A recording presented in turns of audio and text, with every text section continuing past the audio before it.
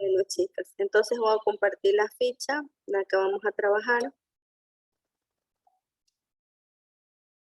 Listo. A ver, ¿qué estamos nosotros revisando ahorita? ¿En qué proyecto estamos? ¿El proyecto científico o el humanístico? Ahí está Gilbert y Keila. Ya ingresaron. A ver. ¿Humanístico? ¿En qué proyecto estamos por terminar? ¿Cuál? El humanístico. Ah, muy bien, Daniela, tiene 10. Ya empieza con buena vibra. Ajá. Sí, el humanístico estamos terminando, la cual tienen que hacer algún número artístico, ¿sí? Y algún mensaje, ¿verdad? Algún mensaje sobre la violencia, contra la violencia. Vamos a ver nosotros un poco sobre la implementación de la cultura preventiva.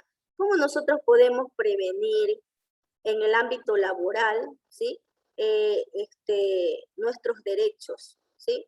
Se ha visto y ha habido muchos casos donde se vulneran los derechos de la mujer, ¿sí? Y bueno, acá estamos más mujeres, ¿no? Solo tenemos un varón, a Gilbert nomás lo tenemos. Bueno, con el fin de asegurar que todos los servidores y todos los trabajadores o trabajadoras, tanto públicos como privados, disfruten de un entorno de trabajo en que la dignidad de las personas sean respetadas, se rechaza totalmente la discriminación, el acoso laboral y toda forma de violencia contra la mujer en los espacios de trabajo, en todas sus modalidades y formas, independientemente de la fuente de la que provenga. Los responsables de entidades, empresas, organismos y demás instituciones laborables del sector público y privado deberán adoptar las siguientes medidas. Vamos a ver qué medidas es lo que deben de adoptar.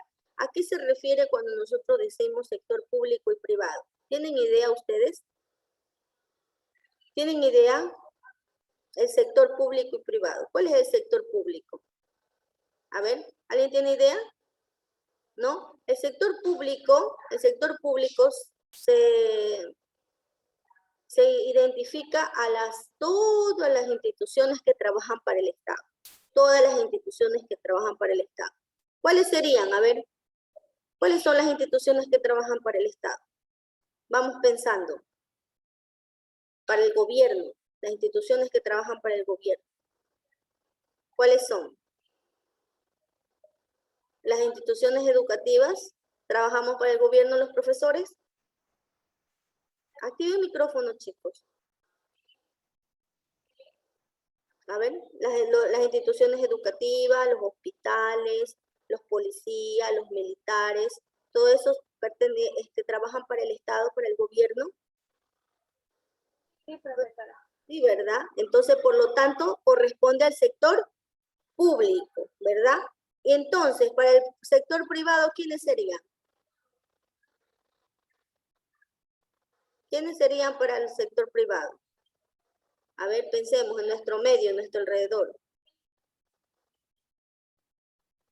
Como los negocios o las empresas privadas. Ajá, los negocios que son los dueños una persona común y corriente, por ejemplo, aquí el comisariato, la farmacia, todo eso es el sector privado. ¿Ellos tienen o no tienen empleados?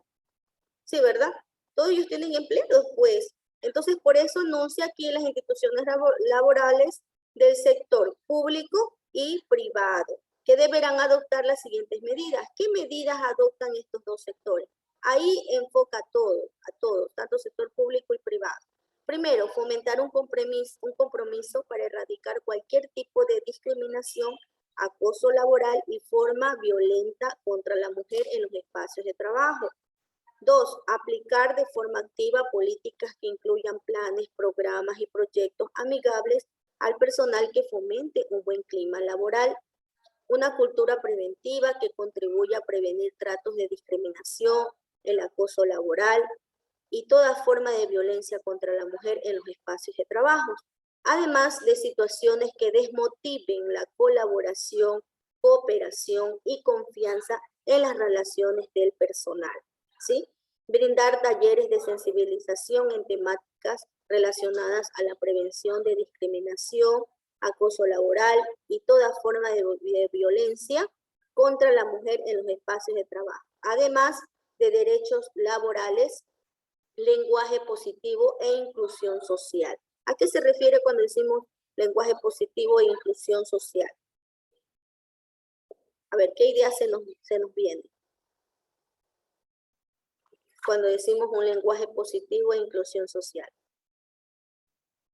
¿Se han escuchado a algunas personas cuando decimos, a ver, vamos haciendo una actividad para hacer esto, y algunas personas dicen, no, nos va a ir mal, eso no va a funcionar, ya se ha visto casos que no funciona, que todo sale mal?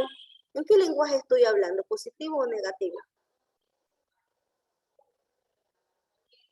A ver. Negativo. Negativo. A ver, solo estoy trabajando con Daniela. ¿Y el resto? ¿Y el resto? ¿Dónde están? ¿Están dormidos? Despertémonos bien o les mando que se laven la carita. ¿Ah? A ver, ya pongamos atención, ¿no? Porque todo esto es importante, chicos. En algún momento vamos a trabajar, todos, porque todos nos toca en algún momento trabajar. Y nosotros ya vamos viendo, ¿no? Vamos conociendo cuáles son nuestros derechos. Un lenguaje positivo es que todo, levantarme positivamente, que todo va a salir bien. Que toda actividad que yo voy a realizar va a salir bien.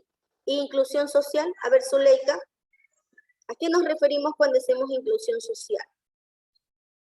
No, profesora, yo iba a hablar sobre lo que he dicho, de que Bueno, sobre el lenguaje positivo y inclusión social ya. Cuando escuché eso, yo dije, o sea, se me metió la palabra positivismo, por así decirlo, ¿no? Porque hablar con una meta, con un objetivo, con un propósito, con libertad, con expresarse y poder ayudar, o sea, inclusión social. Eso es lo que, o sea, usted es lo que mejor se interpreta al tema referente. Ajá, muy bien, gracias, Zuleika, excelente. Al lenguaje positivo siempre cuando nosotros estamos pensando que todo nos va a salir bien, que todo lo que nosotros vamos a emprender o que vamos a hacer nos va a salir bien, que sí va a haber cosas que tal vez no esperábamos, pero que de ahí el resto todo es positivo. Todo nosotros lo que hacemos vamos a aprender, nada es negativo, nosotros tenemos que nosotros mismos manejar un lenguaje y una actitud positiva. E inclusión social se refiere a que nosotros tenemos que incluir a todos. En nuestro trabajo también va a haber personas con discapacidades, ¿sí? Personas que tengan alguna dificultad, que tengan alguna dificultad física o mental o alguna situación, pero nosotros tenemos que hacer inclusión social, o sea, no tenemos que por qué decirle que no puede participar. Nosotros tenemos que incluir a esas personas. Esa es inclusión social, ¿sí? Difundir, número 4, difundir campañas comunicacionales permanentes que faciliten la difusión de temas relacionados a la prevención de discriminación, acoso laboral y toda forma de violencia contra la mujer, así como la existencia del presente documento que tenemos en este momento que estoy compartiendo con ustedes. Además, los programas de riesgos psicosociales. En todas las entidades, empresas y organismos y demás instituciones laborales del sector público y privado que cuenta con más de 10 personas en nómina, o sea, 10 personas, 10 trabajadores, trabajadoras, ¿sí? De conformidad con la normalidad vigente, deberán implementar el programa de prevención de riesgos psicosociales, mismo que deberá contener acciones para fomentar una cultura en contra de la discriminación, el acoso laboral, me lo vuelve a enunciar, y toda forma de violencia contra la mujer en los espacios de trabajo. Porque se han visto casos, ¿no? Que a veces, porque son varones y porque son los jefes, vienen a acosar a alguna muchacha, alguna chica que le gusta, y que si no pretende, no cae en sus propuestas, lo que hace es la despide. O siempre está molestándola, siempre la está acosando, ¿sí? Siempre la está molestando y no la deja trabajar en paz, no la deja trabajar tranquila. Eso se llama acoso laboral, ¿sí? Como parte de la planificación del programa de riesgos psicosociales, todas las entidades, empresas, organismos y demás instituciones laborables del sector público y privado podrán anclar las siguientes actividades. Número 1, incluir talleres en temas de prevención de riesgos psicosociales, impartiendo temáticas como dirección de grupos, asertividad, habilidades blandas, trabajo en equipo, derechos laborales en grupo, prioritarios y de vulnerabilidad social, normativa laboral, técnicas de solución en conflictos laborales, entre otros. Los de las empresas tienen que siempre estar, ¿no? Siempre tienen que estar dando estas charlas, estos talleres. Realizar periódicamente seminarios y cursos dirigidos específicamente a directivos y mandos intermedios con el objetivo de proporcionarles herramientas para identificar factores de riesgo y canalizar adecuadamente las denuncias sobre estas problemáticas, ¿sí? En caso de que usted sea víctima de un acoso laboral, ¿qué tiene que hacer? ¿Qué tiene que hacer? ¿Quedarse callada? ¿Qué tiene que hacer? A ver, ya estamos aprendiendo todo eso, mire. Denunciar. Denunciar. ¿Y a quién va a denunciar, Daniela? A ver, ¿a quién puede denunciar?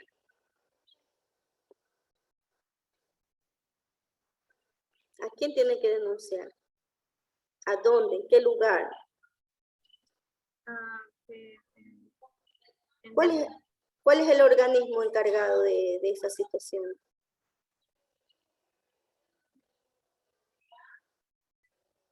A ver. ¿Tenemos idea? ¿A quién vamos a denunciar?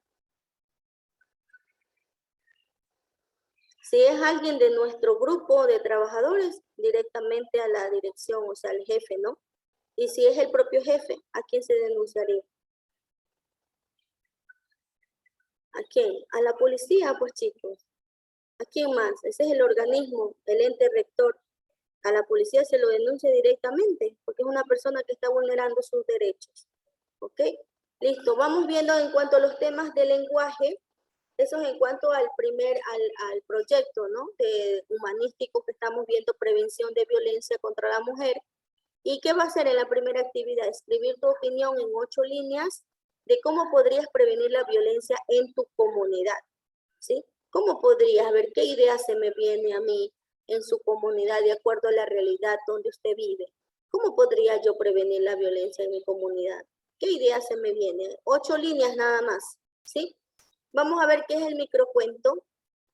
A ver quién me ayuda, porque ya hablé mucho yo. ¿Quién me ayuda con la lectura del microcuento? Voluntarios. Keila no la veo, Yamilé no la veo. No prenden la cámara, no sé, no les vamos a hacer nada acá. A ver, Zuleika, ayúdeme Zuleika, muchas gracias. Microcuento es un relato breve escrito en pocas líneas, al que no le pueden sobrar palabras ni detalles que no sean estrictamente relevantes. El microcuento debe empezar y terminar con el mismo sujeto o situación. Utiliza mucho el ingenio y la ironía. Su lectura implica el desarrollo de la imaginación y creatividad, así como un ejercicio de interpretación. El lector o la lectora deben en su mente recrear el contexto de este microcosmo, con los pocos detalles que le pueda dar el autor o la autora del microcuento. En términos generales, tiene las mismas características del cuento, pero con algunas particularidades. ¿Sigo? Sí, ¿cuáles serían esas particularidades? Tenemos, presentan pocos personajes, generalmente hay uno solo, ¿sí? Microcuento es algo que dice clarito, breve, escrito en pocas líneas, ¿sí? Tenemos algunas particularidades, tenemos 4. Primero, presentar pocos personajes, generalmente hay uno solo. Los acontecimientos se presentan de manera concreta, sin descripción de detalles. Esto se debe a que el lector o la lectora debe ir imaginando, construyendo su sentido y develando la problemática o situación principal que se plantea en la narración. La tercera particularidad es que la descripción del ambiente es mínima, con el fin de que el lector o la lectora vayan imaginando y comprendiendo la historia. Contiene una única situación inicial que cambia de forma rápida, dando un giro inesperado a la historia. Y muchas veces el final también es sorpresivo, ¿sí? Esas son las particularidades del microcuento. Es mucho más pequeño, ¿no? Pocas líneas y da resolución rápida, va directo al desenlace a veces. Ajá, listo. Entonces, ¿qué actividad usted va a hacer? Realizar la actividad de la página 146 de su texto. Voy a compartir cuáles son esas páginas. Aquí tenemos, déjenme ver el texto. Aquí está. La página 146, la historia La Gata. Vamos a leer otro cuento. Aquí está.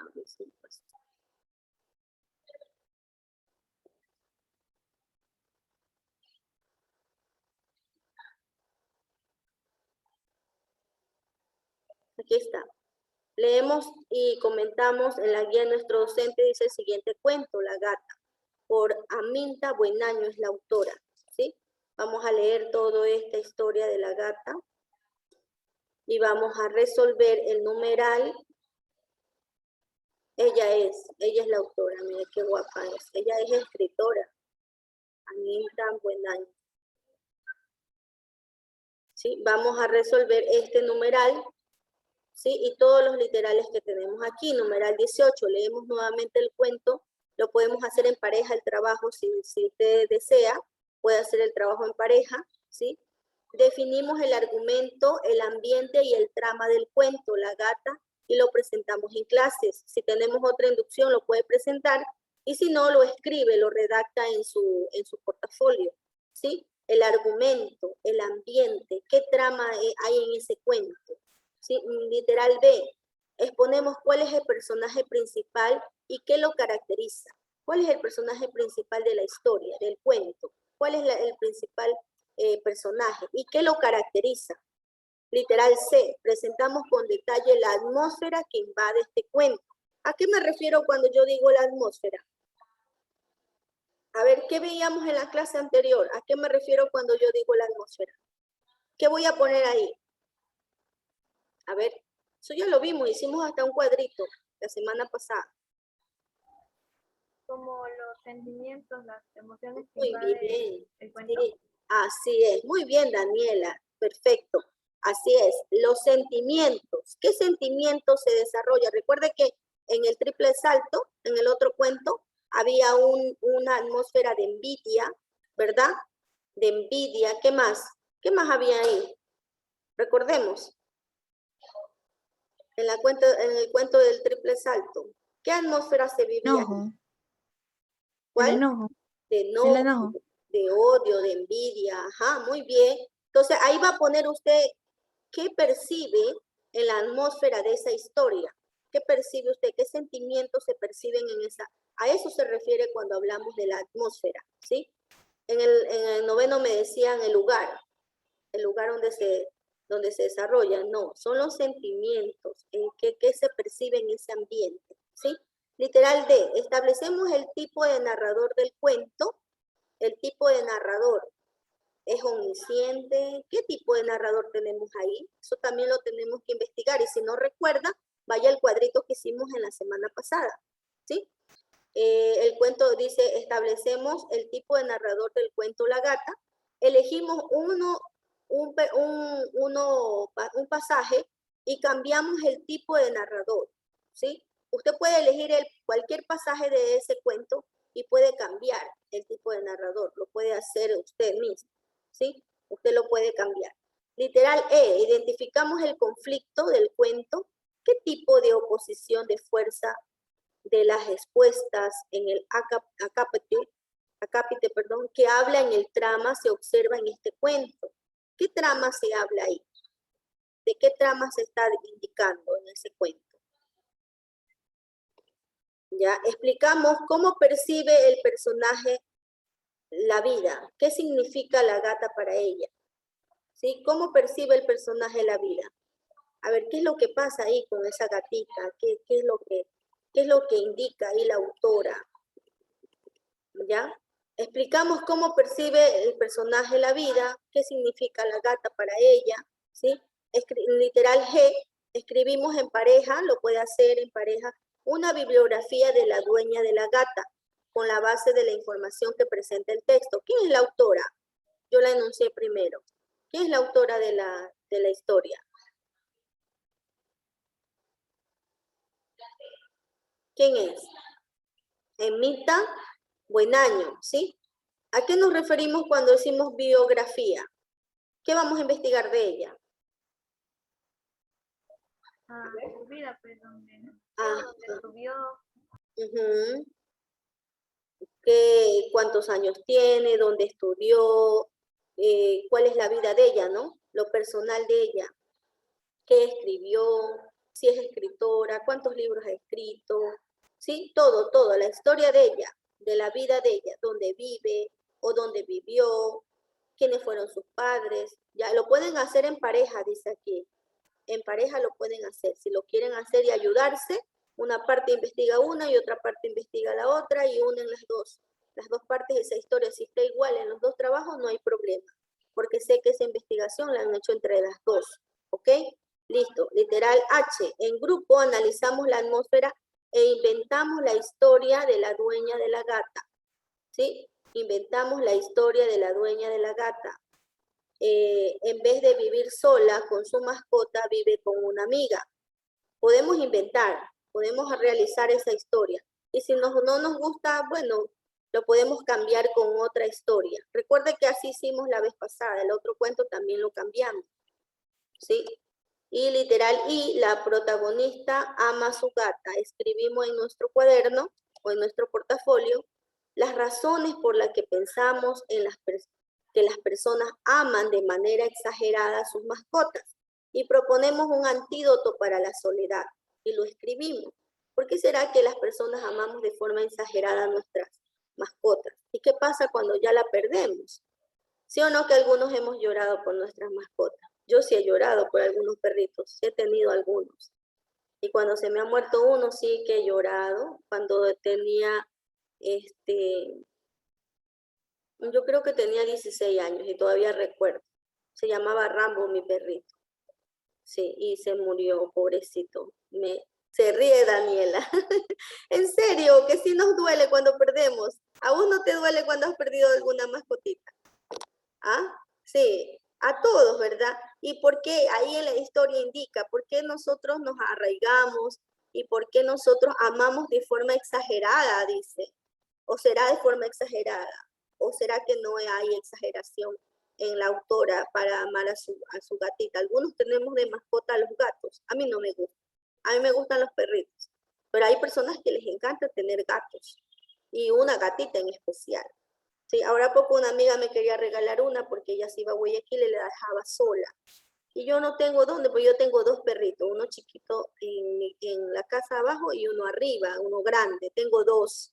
Entonces otro más, y después esos gatitos se van a pelear con los perritos, entonces no, va a haber un ambiente hostil ahí, entonces no podría hacer eso.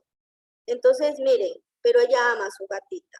La ama mucho, es su compañera, porque ella también vive sola, porque sus hijos ya se casaron, sino que le da mucha pena dejarla solita, irse a Guayaquil y regresar y no la encuentra ahí triste, porque los animales también sienten, los animales también se ponen tristes cuando no están su dueño, ¿sí? Entonces ahí usted va a determinar, tiene que leer la historia, tiene que leerla, ¿sí? Uy, ya me quieren ingresar los chicos de octavo.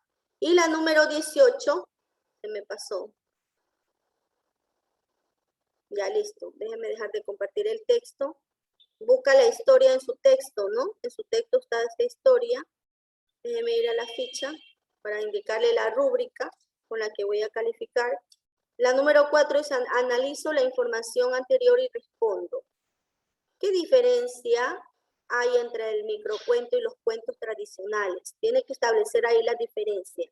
¿Qué diferencia hay de los microcuentos y los cuentos tradicionales? Número 2, según mi criterio defino las características principales del microcuento, que ya lo tenemos ahí. Y número 3, ¿qué le exige el microcuento al lector o a la lectora? ¿Qué le exige? ¿Qué le exige el microcuento al lector o a la lectora? Y la rúbrica para calificar es el criterio, los criterios y la rúbrica de evaluación del lenguaje es presentación, 1 punto, tiempo de entrega, 2 puntos, el proceso de desarrollo, 5 puntos, la ortografía también se toma en cuenta y cuesta 2 puntos. En total son 10 puntos. Así que el tiempo de entrega ya le subí a otro punto más, porque algunos envían cuando quieren y no es así. Hay que enviar en el tiempo que se determina, ¿ok? Esa es la forma de calificar este trabajo. Las 3 semanas hacen la suma de todo. Y yo siempre les pongo esta rúbrica, ¿verdad? Pero en las otras le he puesto un punto nomás al tiempo de entrega. En esta ya le aumenté uno más. Y a la ortografía también le aumenté uno más. Porque ya tenemos que ir mejorando, ¿no? Palabra que tengamos duda, acudamos al diccionario para poder revisarlo. ¿Ok? ¿Listo, chicas? ¿Alguna duda sobre el trabajo que tenemos que realizar? ¿Todo está claro?